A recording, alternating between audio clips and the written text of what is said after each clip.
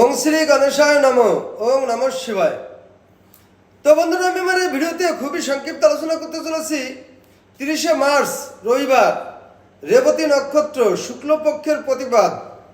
আজকের দিনটি প্রতিটা রাশির কি শুভ শুভ ফল যাবে সেই সম্পর্কে খুবই সংক্ষিপ্ত আলোচনা। মেষ রাশি, প্রিয়জনদের সান্নিধ্যে আনন্দ লাভ। বৃষ রাশির সঞ্চয় বৃদ্ধি হতে পারে। মিথুন রাশির পারিবারিক ভ্রমণ।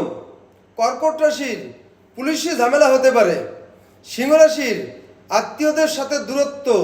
কন্যা রাশির বাসস্থান বদল হতে পারে। তুলা রাশির গৃহ নির্মাণে ব্যয়। বৃশ্চিক রাশির সম্পর্কের বাধা এবং শিথিল হতে পারে। ধনু রাশির সন্তানের উচ্চ শিক্ষা লাভ। মকর রাশির আলাপ আলোচনার সমাধান। কুম্ভ রাশির পারিবারিক অশান্তি।